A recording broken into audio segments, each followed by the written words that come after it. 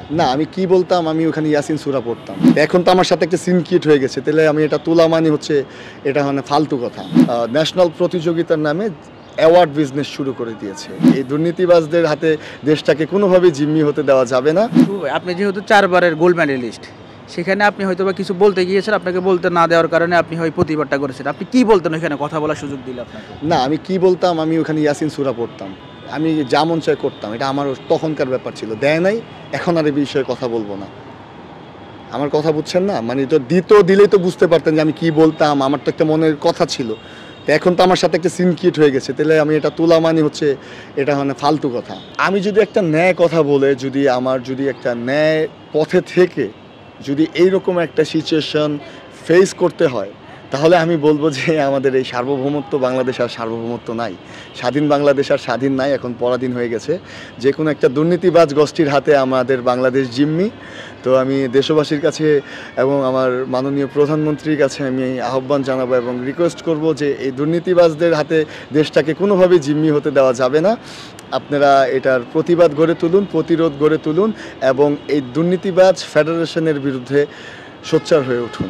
যেমন আর কোনো ছেলে মেয়ে, আর কোনো প্লেয়ার, আর কোনো অ্যাথলিট যেমন এরকম অকালে ঝরে না পড়ে, এরকম অপমান না হয়, এত টাকা পয়সা, এত কষ্ট করে, এত ডেডিকেশন খরচ করে যেমন আর কোনো যুব সমাজ এভাবে ঝরে না পড়ে। এইবারই আমার সাথে মানে যেটা হয়েছে এটা তো একদম চাক্ষুষ।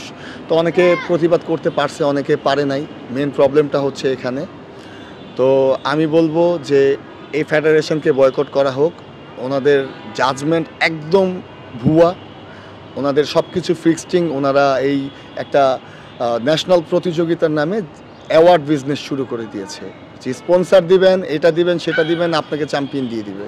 আমার একটাই দাবি যে এই দুর্নীতিবাজ ফেডারেশনকে অবিলম্বে বহিষ্কার করা হোক। এই যে আপনি যে প্রতিবাদটা করছেন, আপনার সাথে অ্যাথলেটিক যারা আছে বা অন্য এই খেলোয়াড় যারা আছে, তারা কি আপনার সঙ্গে আছে? হ্যাঁ, অনেকেই আছে। আমি এখন তাদের নাম বলবো না, কারণ তারা ভবিষ্যতেও খেলবে। আমারটা আমি জানি না আমার কি হবে না হবে, কিন্তু আমি চাই না যে আমার কারণে কেউ বিপদে পড়ুক বা তাদের পার্সোনাল লাইফে তারাও এরকম ফিক্সটিংয়ের মধ্যে পড়ুক। বলে নিয়ার বাই কোথাও খেলো, এটা করো সেটা করো। নিয়ার বাই কই খেলবো? খেলা যদি এখন ইন্ডিয়া হয়, আমি কি শ্রীলঙ্কা গিয়ে খেলবো?